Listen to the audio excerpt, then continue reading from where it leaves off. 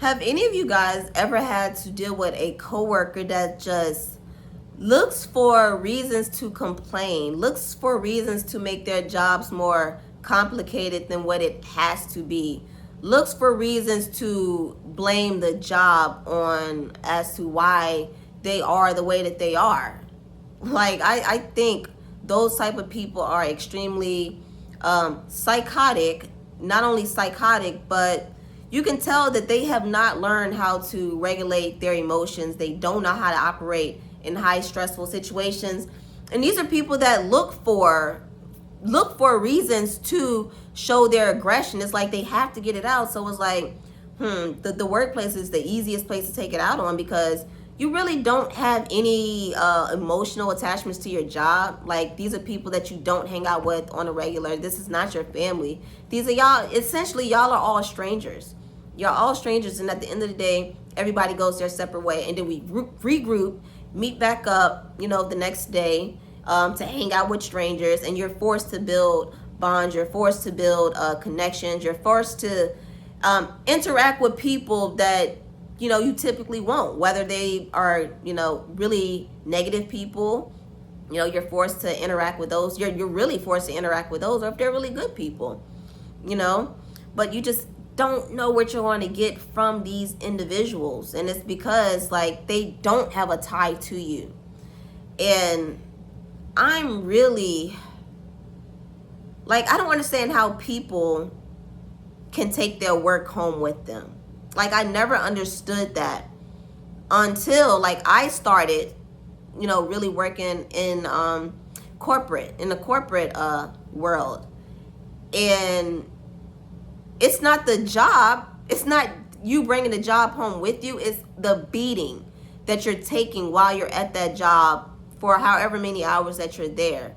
I think that's what it means when you're bringing the job home with you. It's just like that emotional and that mental, like everything. And then you're faking the funk. You got to think, a lot of times we're going to work, we're faking the funk just to get by, just, be cordial with these people and not make other people's lives harder.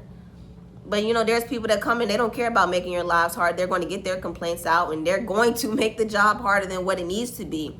I don't think, like, a lot of these jobs, I don't think they need to be as difficult, or I don't think people need to be as stressed out as they should if everybody legit work together as a team, instead of faking like, oh yeah, we work as a team, it's teamwork here, couldn't do it without you. I think that, yeah, like, a lot of the times they're faking the funk when they say that, because it's not really teamwork. When you get in there, you're going to have somebody that's carrying the team, you're going to have somebody that's slacking off, you're going to have somebody that complains a lot, you're going to have a myriad of people, instead of everybody just coming in, hey, this is what we're going to do today, this is what needs to get done. If like a hiccup or mistake happens, hey, this happens, no worries, get back on track. That's what working as a team, like everybody, it's like like when the firefighters, like back in the day, when they had the buckets, like in the cartoons, the buckets, and they're passing the buckets down. That's what it's like to work as a team. Like if you look at sports, these people are literally together, like strategically planning things as a team so things go smoothly. I don't know like why in the work world it can't just be legit teamwork. Like, people just have to make it. And I don't know if it's because work is something that you can easily blame stuff on, because it's just work. It's like it's so broad, it's just work. So you can easily blame everything on work, when it's like, nah, I think you're like, a lot of the time it's the people that you're dealing with at work that puts a lot on you. It's not the job necessarily. I don't think all the time it's not the job. It's the people that you have to deal with. And I worked in like delivery because I had my CDL.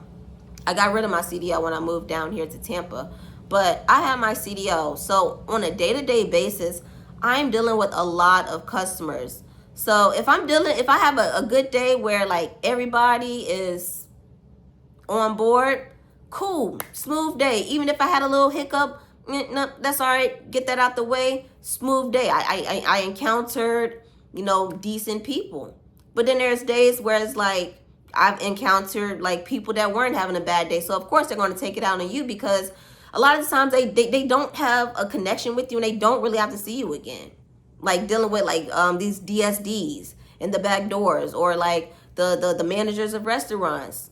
A lot of the times like they'll talk to you crazy. And it's just because they can, because they don't have an attachment to you.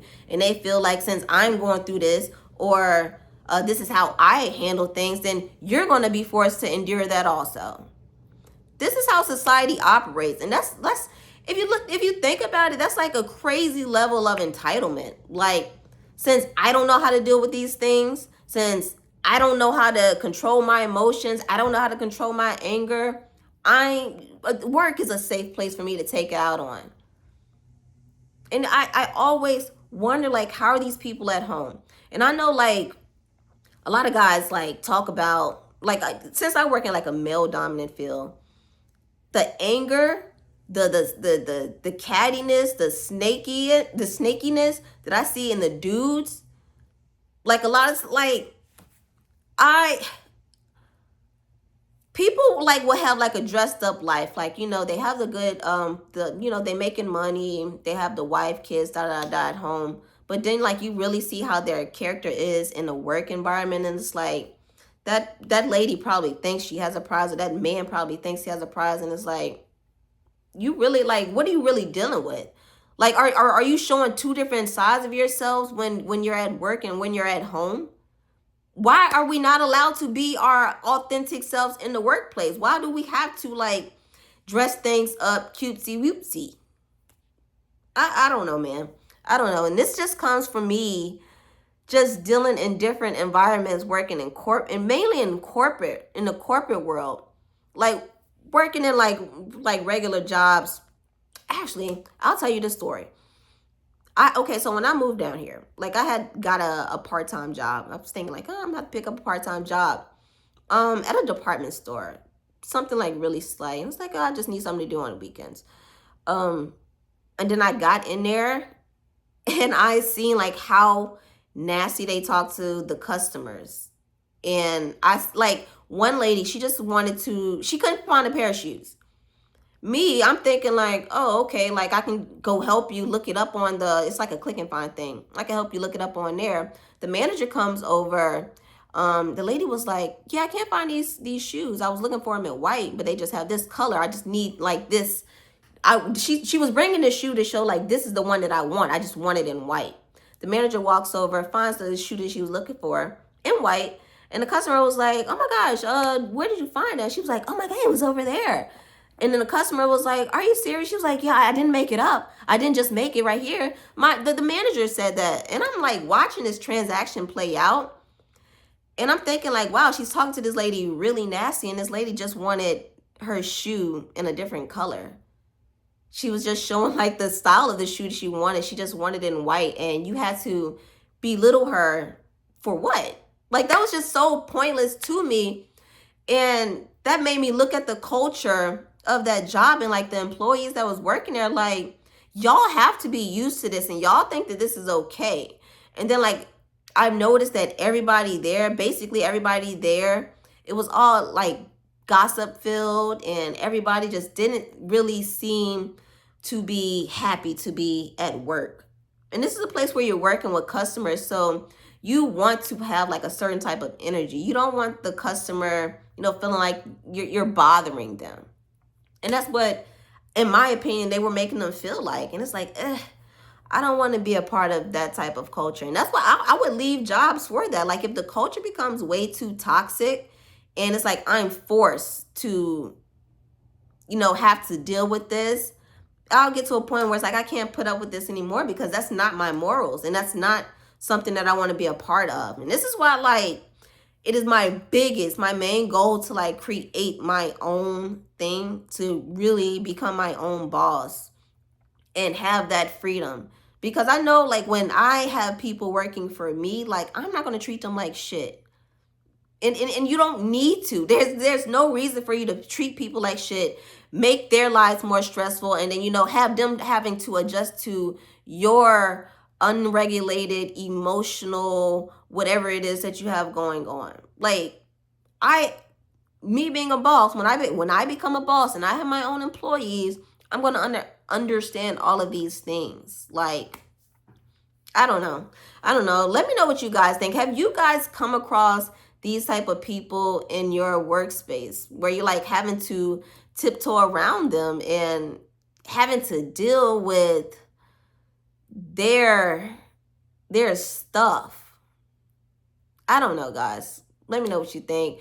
Please be sure to like, share, and subscribe. I'll talk to you later. Peace.